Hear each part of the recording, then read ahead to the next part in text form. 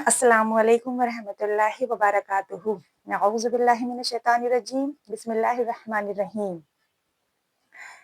Rabbi इश्रह ली सदरी व यस्सिर ली अमरी वहलुल उक़दतम मिन लिसानी यफ़क़हू क़ौली। नहमदु व नुसल्ली अला रसूलिहिल करीम, अम्मा बअद। सल्लल्लाहु अला हबीबी मुहम्मद व अला आलिहि व सहाबिहि वसल्लम। ए मुसलमानों, तुम आराम व राहत के लिए नहीं पैदा किए गए हो, तुम इसलिए पैदा किए गए हो कि इस्लाम का बोलबाला करो, अल्लाह से रिश्ता जोड़ो, इंसाफ और सच्चाई को फैलाओ और बुरी बातों को दुनिया से ख़त्म करो। मुसलमान होने का हरगिज़ ये मकसद नहीं कि दुनिया में ऐशो आराम मिलेगा, दौलत मिलेगी या इज्जत मिलेगी। मुसलमान होने का मतलब ये है कि इंसाफ और सच्चाई के रास्ते पर अमल करो तो दुनिया की इज्जत व दौलत भी तुम्हारे कदम चूमेगी, मगर पहले सच्चाई के साथ जीना सीखो, इंसाफ के लिए मरना सीखो, अल्लाह के लिए कुर्बान होना सीखो। अल्लाह के प्यारे नबी मोहम्मद रसूलुल्लाह सल्लल्लाहु अलैहि वसल्लम की ज़िंदगी से सबक हासिल करो। दीन के लिए मुसीबतें उठानी सीखो, ईमान के लिए अज़ियतें सहनी सीखो, सच्चाई के लिए कुर्बान होना सीखो और सच्चों के लिए मरना सीखो और अल्लाह के लिए शहीद होना सीखो। हमने पिछली वीडियो में 6 सिफात के बारे में जिक्र करा था और अभी हम उन 6 सिफात की 2 शुरू की जो सिफात हैं उसकी डेफिनेशन का जिक्र करते हैं इंशाअल्लाह। दावत व तबलीग की 6 सिफात, जिसमें से पहली सिफत है ईमान। ठीक है, ईमान। देखिए, दीन क्या है? इस्लाम। इस्लाम क्या है? ईमान। और ईमान क्या है? कलमा, यानी ला इलाहा इल्लल्लाह मुहम्मदुर रसूलुल्लाह। और इस कलमे के मुतालिक हमें 4 बातों का ध्यान में रखना बहुत ज़रूरी है। नंबर 1, उसके अल्फाज सही याद हों। नंबर 2, उसके मायने का पता हो। नंबर 3, उसके मतलब का इल्म हो। और नंबर 4, उसके तकाज़ों को मालूम कर कर उस पर अमल हो। अल्फाज तो उसके ये हैं कलमे के कि जो कुछ भी होता है अल्लाह के हुक्म से होता है, अल्लाह के बगैर कुछ नहीं होता। और तकाज़े जैसे कि पहली तो कलमा, फिर नमाज, फिर रोज़ा, फिर ज़कात और हज। और इस कलमे से चाहा जा रहा है कि हमारे दिलों का यकीन सही हो जाए, यानी सब कुछ करने वाली ज़ात सिर्फ़ और सिर्फ़ अल्लाह की है, अल्लाह के बगैर कोई कुछ नहीं कर सकता। जैसे दुनिया की हर एक शे, हर एक चीज़ बनने में अल्लाह की मोहताज है, ऐसे ही नफ़ा और नुकसान पहुँचाने में भी अल्लाह की मोहताज है। इस इंसान की जितनी भी हाजतें हैं, अल्लाह ने इस दुनिया को बनाने से पहले ही उन सब चीज़ों का इंतज़ाम फरमा दिया था। एक हदीस में आता है कि जब तक इस रुए ज़मीन पर एक शख्स भी कलमा पढ़ने वाला रहेगा, अल्लाह पाक इस दुनिया के निज़ाम को ऐसे ही चलाते रहेंगे।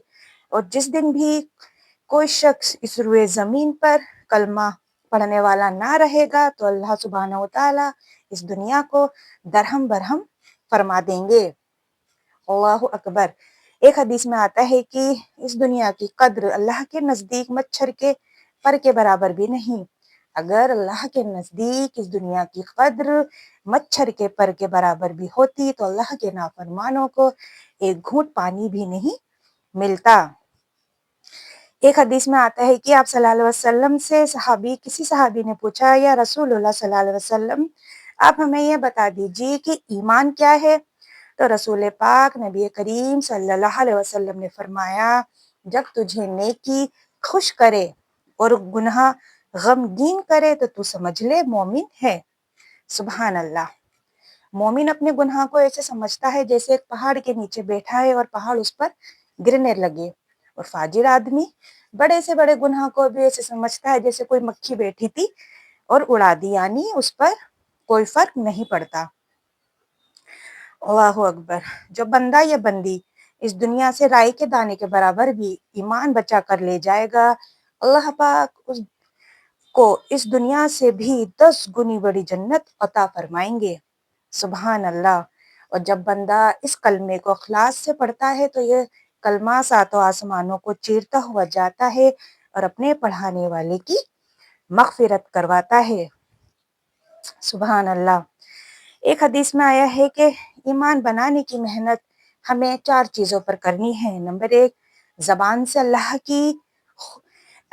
کی بنائی ہوئی مخلوق کے بارے میں خوب بڑائی بیان کرو. کانوں سے اللہ کی خوب بڑائی سنو.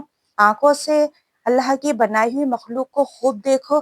اور دماغ سے اللہ کی بنائی ہوئی اس قدرت کو خوب سوچو کہ اللہ پاک نے کس طریقے سے یہ زمین و آسمان 6 دن میں بنا کر تیار کر دیے. تو یہ تھی ہماری پہلی صفت. اب ہم دوسری صفت کے بارے میں تھوڑی سی ڈیفینیشن کا ذکر کرتے ہیں. دوسری صفت، نماز. نماز اللہ کے خزانے سے فائدہ اٹھانے کا ذریعہ ہے. نماز سے چاہا جا رہا ہے کہ ہم اپنی باہر کی زندگی کو بھی نماز جیسی حالت پر لائیں.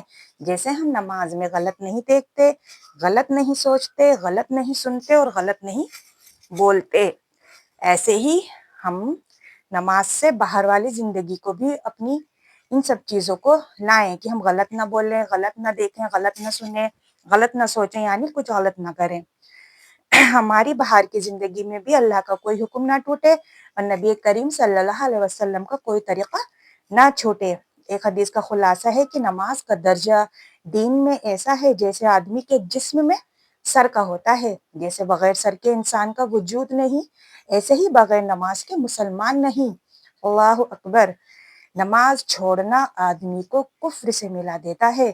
جو شخص 5 نمازوں کو پابندی سے پڑھتا رہے گا، اللہ پاک اس کو 5 انعاموں سے نوازیں گے دنیا ہی میں. نمبر 1، اس کی رزق کی تنگی دور کر دی جائے گی. نمبر 2،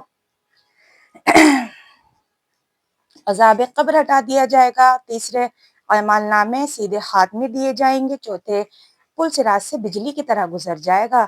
5ویں، حساب کتاب سے محفوظ رہے گا. جو بندہ نماز میں سستی کرے گا، اللہ پاک اسے 15 طریقے سے عذاب دیں گے. اور جنت میں جانے کے لیے ایمان شرط ہے، اور ویسے ہی جنت کی کنجی نماز ہے. جو ہر حال میں ہر انسان کے اوپر 5 وقت نماز فرض ہے، جو کسی بھی حال میں معاف نہیں. آپ حضرات نے بغیر آنکھوں کا تو انسان دیکھا ہوگا، بغیر ہاتھوں کا بھی انسان دیکھا ہوگا، مگر آج تک آپ نے کبھی کوئی انسان بغیر سر کے نہیں دیکھا ہوگا. جیسے بغیر سر کے انسان مکمل نہیں رہ سکتا، ایسے ہی بغیر نماز کے ایمان مکمل نہیں رہ سکتا. ہماری نماز بھی نماز ہو، نماز میں ہمارا دل لگتا ہو. نماز میں جلدی نہ کرو. عورت اپنے گھر کے اندر کے حصے میں نماز ادا کرے جہاں کسی غیر مرد کی نظر نہ پڑے. علماء فرماتے ہیں کہ عورت کا نماز میں پڑھتے وقت دوپٹہ اتنی دیر ہٹ گیا جتنی دیر میں 3 مرتبہ سبحان اللہ کہہ لیا تو نماز ٹوٹ جائے گی. جیسے نماز کا پڑھنا فرض ہے، ایسے ہی نماز کا سیکھنا بھی فرض ہے. ایک حدیث میں آیا ہے کہ جو شخص بغیر سیکھے بہت سے عمل کرتا ہے، یعنی مان لو بغیر سیکھے 20 رکعت پڑھتا ہے اور سیکھ کے 2 رکعت پڑھتا ہے، تو سیکھ کر 2 رکعت پڑھنے والا افضل ہے. ایک حدیث میں آیا ہے کہ نماز کے اندر قرآن کا پڑھنا فرض ہے، ایسے ہی قرآن کا سیکھنا بھی فرض ہے. علم کا مطلب ہے کہ کسی کی پہچان کرنا. علم 2 قسم کا ہوتا ہے، ایک دین کا علم اور ایک دنیا کا علم. دنیا کا علم تو موت پر ہی ختم ہو جائے گا، اور دین کا علم انسان کے ساتھ ہمیشہ رہتا ہے. ایک حدیث کا خلاصہ ہے، اصل علم تو وہ ہے جو بندے کو اپنے پیدا کرنے والے کی پہچان کرائے کہ میرا بنانے والا رب اس حال میں مجھ سے کیا چاہتا ہے. وہ علم کے یقین میں آ جائے. علماء فرماتے ہیں قبر میں بندہ یا بندی یقین کی بنیاد پر ہی بولے گا. تو یہ ہماری 2 صفت ہو گئیں. الحمدللہ. اب نیکسٹ ٹائم اور آگے کی صفت کے بارے میں ذکر کریں گے انشاءاللہ. بس ابھی فی الحال اتنا ہی. جزاک اللہ خیرا کثیرا. سبحان اللہ وبحمدہ، سبحان اللہ عظیم، صدق اللہ العلی العظیم. السلام علیکم ورحمۃ اللہ وبرکاتہ.